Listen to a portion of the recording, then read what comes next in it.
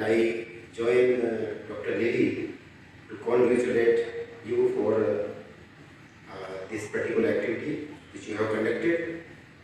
And I know I work with TDFT also.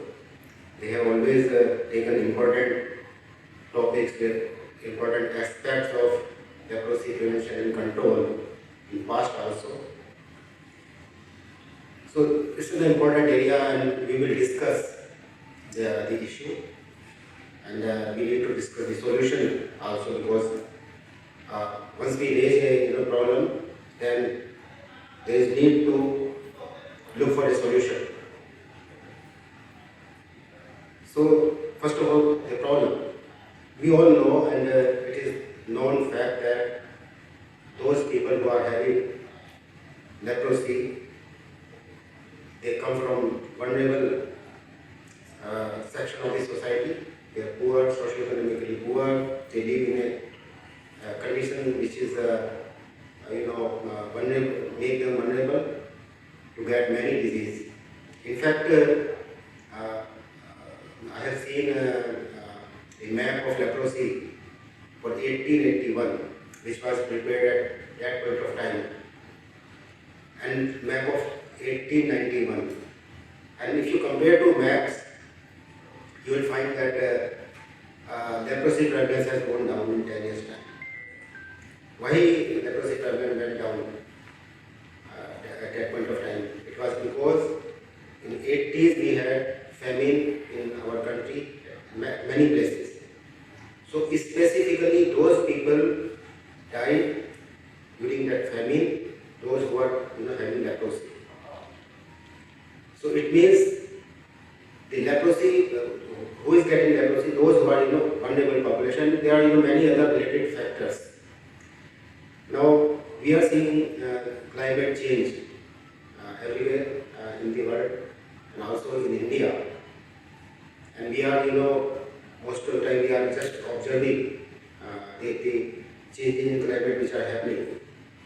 We are not doing enough to reverse that the climate change which is occurring. So it means we are heading for all those impact of climate change which we are seeing, and we are now, and that we will continue to have those impact at high level in future also. So this is a problem. So what to do about it? Are we thinking of doing something?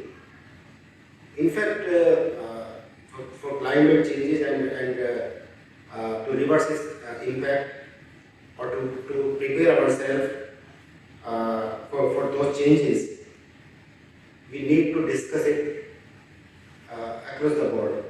There are different organizations, they are working in this particular field. Probably we do not know what we are doing, what all they are doing. So we need to bring all those organizations at one platform to deal with this scenario.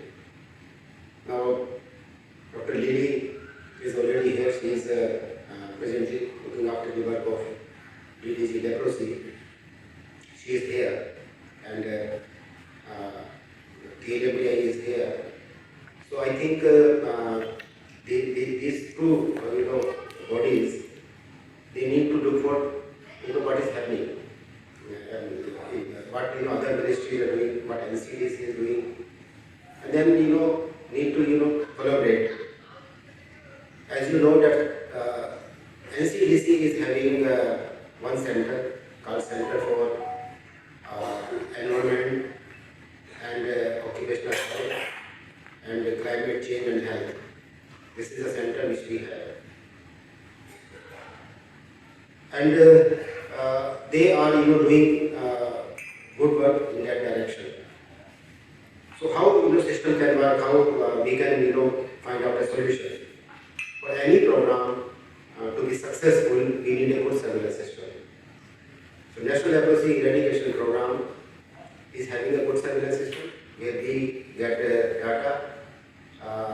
data from all over the country on different parameters, and electronically now they have request.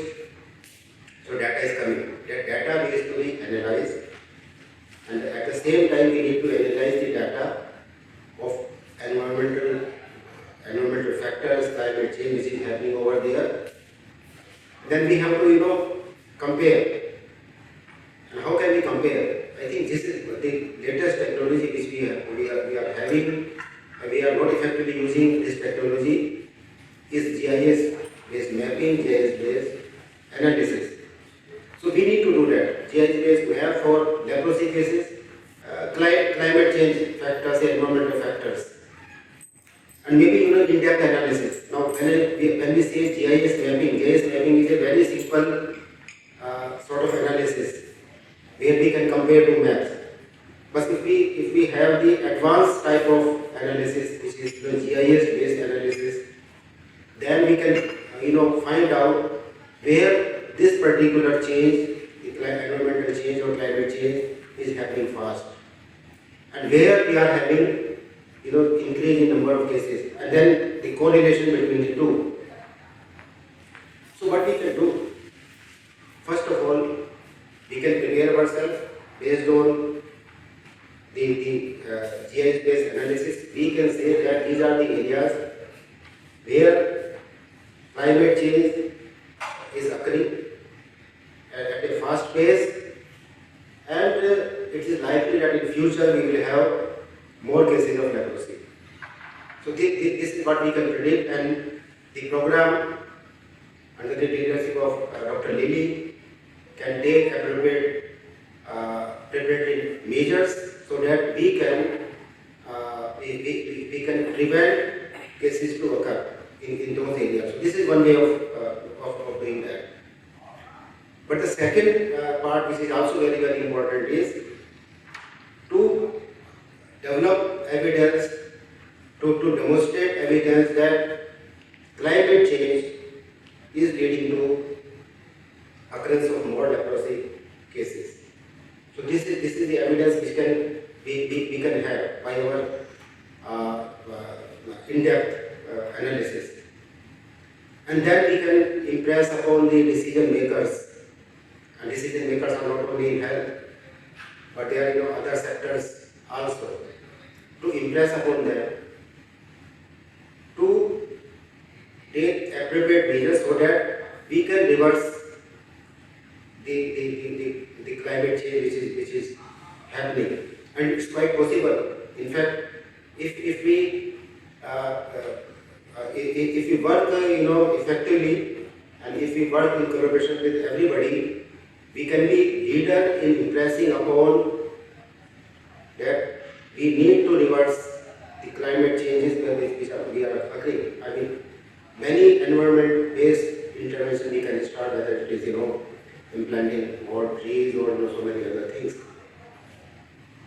Because leprosy is, as the data suggests, is more prevalent in the downtrodden society, in the tribal areas and all those places where we can start intervention to reverse the things which are happening over there.